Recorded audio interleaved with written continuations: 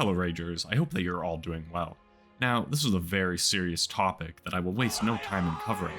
It is truly a story that will live on in the fashion archives for years to come. So, pentagram lace your ricks and get cozy in your comfiest VLONE hoodie as we are about to dive into the infamous tale of Gavin Hill.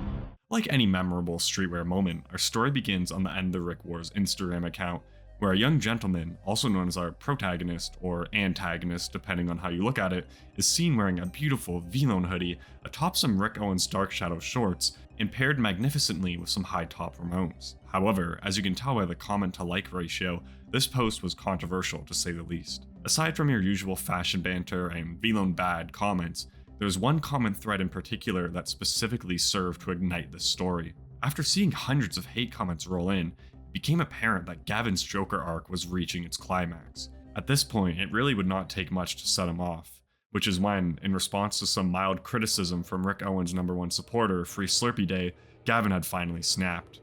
Gavin began making transphobic remarks as well as acting in a racist manner towards other commenters.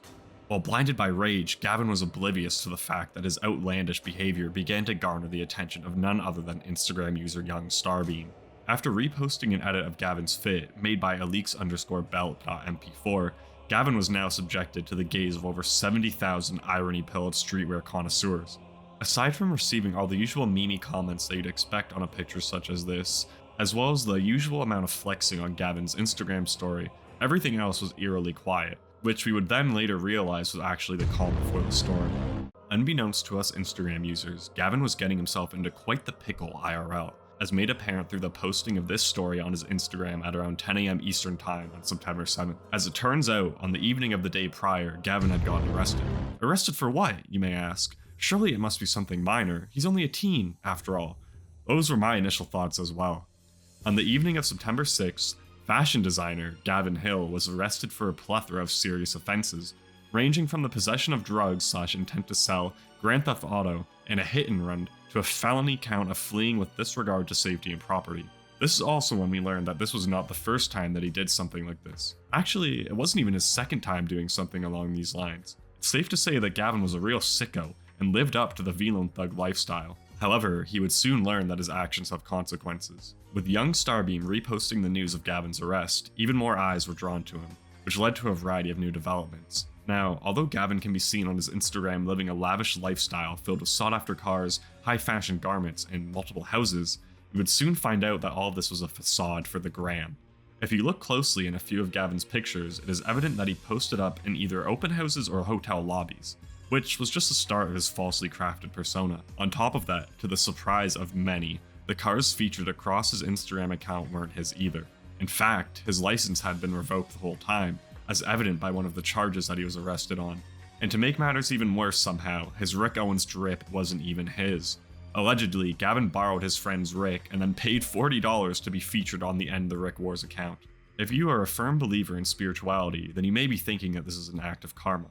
As of course, Gavin was also a known scammer who finessed multiple people out of their VLONE, which is truly sickening. It even got to the point where there had to be an official announcement made in the VLONE Discord server denouncing him. Additionally, video has surfaced of Gavin acting irrationally and breaking down upon moving to Los Angeles in 2019, which I won't show all of as it's honestly just sad to watch, but this does provide us with some context in regard to Gavin's mental state and his dire position in life. Obviously, this does not make up for his actions and crimes against humanity, such as mixing the Rick with the VLONE and I guess his 4 felony charges as well, but it is apparent that he has not been in the best state of mind for a while, and it's really unfortunate to see someone go out this sad. When looking back at his Instagram feed, you can tell that he had aspirations before falling victim to the streetwear finesser pipeline. It isn't hard to tell that Gavin didn't have the best people around him, as real ones would have stepped in and given him the help that he needed in order to steer clear of this lifestyle. But instead, he became consumed by the streetwear, Instagram, social media ruined my life scene. The situation can definitely serve as a prime example of what not to do in life.